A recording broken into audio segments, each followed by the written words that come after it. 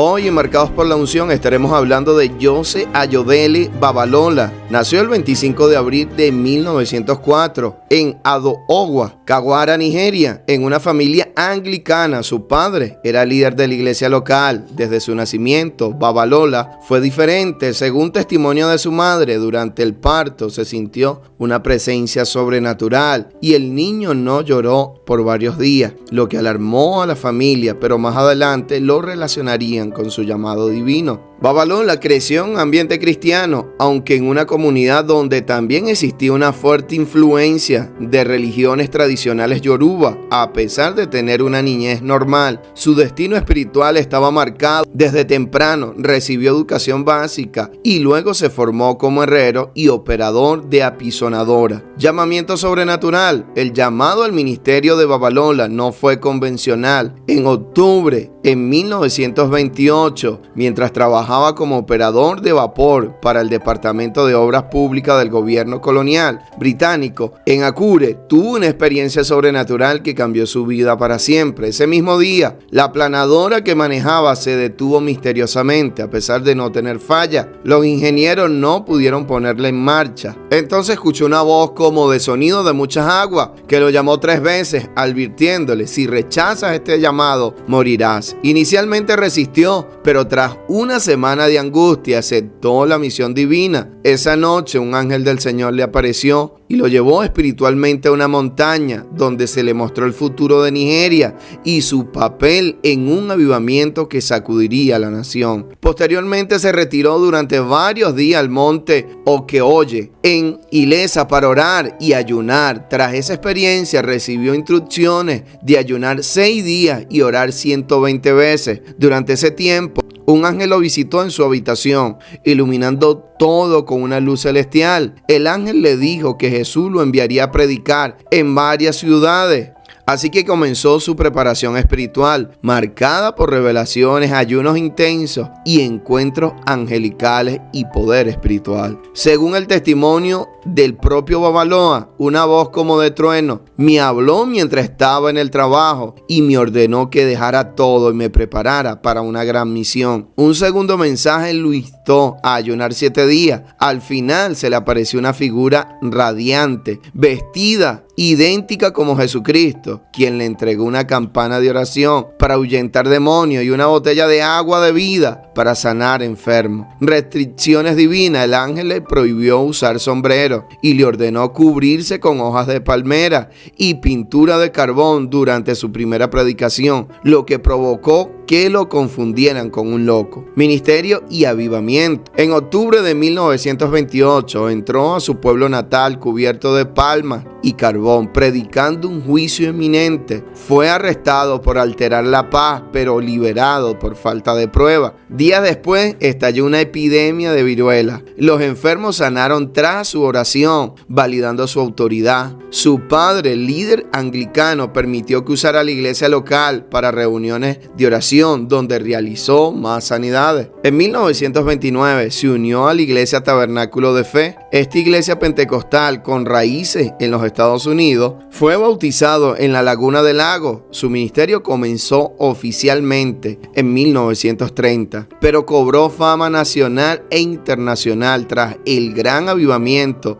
de 1930 en Okeoye Ilesa, considerado el avivamiento más poderoso en la historia de Nigeria. Milagros. Babalola fue célebre por señales sobrenaturales documentadas en biografía y tradición oral. Resurrección de una niña muerta. Una familia trajo el cuerpo de su hija muerta. Después de orar por más de 1 hora, Babalola gritó: levántate en el nombre de Jesucristo. La niña volvió a la vida. La madre corrió por la ciudad proclamando el milagro, desatando un avivamiento masivo. Multitudes acudieron por sanidad y el evento consolidó su rol como profeta nacional. Sanación de epidemias. Curaba brotes de viruela y lepra mediante oración y aplicación de su agua de vida. en Jobba, sanó a tantos musulmanes y animistas que se convirtieron al cristianismo. Curación de una mujer muerta 3 días. Según biógrafos como Holocán, resucitó a una mujer tras 3 días de fallecida, consolidando su fama como profeta. Conversión de tripulantes musulmanes. En un viaje a Ghana, calmó una tormenta con oración. La tripulación musulmana, impresionada por la calma sobrenatural, se convirtió al cristianismo. Sanidad de malaria durante una epidemia. En 1932, durante una plaga de malaria en Ilesa, oró por los enfermos y muchos fueron sanados sin medicamento. Sanidad de ceguera a distancia. Un niño llamado Fabumín estaba ciego y encerrado en casa mientras su madre asistía a una cruzada de Babalola. Al escuchar la voz de Babalola desde lejos, puso su mano sobre sus ojos y recibió la vista instantáneamente, aunque estaba solo en su casa. Sanidad de un paralítico. Un hombre que no había caminado en 10 años fue llevado en camilla. Tras la oración de Babalola, el hombre se levantó y caminó por sí solo. Agua transformada en medicina. Durante sus campañas, Babalola oraba sobre baldes de agua y cuando la gente bebía de ella o se le echaba sobre el cuerpo, eran sanados de diferentes dolencias. Control sobrenatural del clima. En varias cruzadas se decía que cuando llovía y Babalola quería predicar, oraba y la lluvia cesaba. Liberación de endemoniados. En múltiples reuniones, espíritus malignos salían gritando al acercarse a él. Algunos poseídos eran liberados simplemente al tocar el agua que él había bendecido. En una reunión, más de 100 leprosos fueron sanados en una sola noche. 60 ciegos y 50 cojos fueron sanados en 3 semanas. Sanidades masivas, enfermedades incurables, parálisis, ceguera, esterilidad, discernimiento espiritual. Veía ángeles y recibía mensajes divinos y tenía autoridad sobre espíritus malignos. Oración extrema. Oraba por días sin parar. Su oración más breve duraba de 3 a 4 horas. Este avivamiento atrajo multitudes de toda África sin publicidad ni medios. Durante este avivamiento, miles de personas fueron sanadas, liberadas y convertidas. Fue el comienzo del movimiento pentecostal moderno en Nigeria. En este lugar se rompieron fetiches y objetos de idolatría. Se quemaron amuletos traídos de los conversos. Muchos brujos se arrepintieron públicamente. Se registraron sanidades espectaculares y resurrecciones. Fue tan impresionante el avivamiento que los hospitales estaban vacíos, ya que los enfermos acudían a Babalola en busca de sanidad. Unificación racial. En plena era colonial, sus reuniones integraban a africanos, europeos y mestizos. Un misionero británico registró: nunca vi a blancos y negros orar juntos así. Guerra contra la hechicería y la idolatría. Uno de los aspectos centrales del ministerio de Babalola fue su confrontación directa con la brujería. En múltiples pueblos, cuando llegaba a predicar, los brujos lo confrontaban espiritualmente, pero eran vencidos. Se destruían santuarios y fetiches en campañas masivas. Muchos líderes tradicionales temían a su presencia porque traía despertar espiritual y un cambio social. En Omuo, un famoso sacerdote fetichista se burló de él públicamente y lo retó. Babalola se arrodilló a orar. Poco después, el sacerdote comenzó a gritar que una espada lo estaba cortando por dentro. Fue liberado después de confesar a Cristo y quemar sus amuletos. Protección divina. En Ollán enfrentó amenazas de muerte. Profetizó que sus enemigos caerían como hoja seca y varios opositores murieron repentinamente, según relatos orales. Experiencias con Dios. Encuentro con el fuego divino. En un retiro en Ido Ajinare, mientras oraba, escuchó el sonido de una serpiente. Dios le ordenó no abrir los ojos. Una gran pitón pasó sobre él. Luego, Dios le permitió abrir los ojos. La serpiente estaba completamente quemada, como si hubiera sido electrocutada. Dios le dijo: te he convertido en carbón de fuego, ahora tú eres intocable por los poderes malignos. Oración que perforó la roca. En el monte Ori-Oke Anu, monte de la misericordia, oró de rodillas por tantos días que sus rodillas perforaron la roca. El agujero permanece hasta hoy como testimonio de su vida de oración.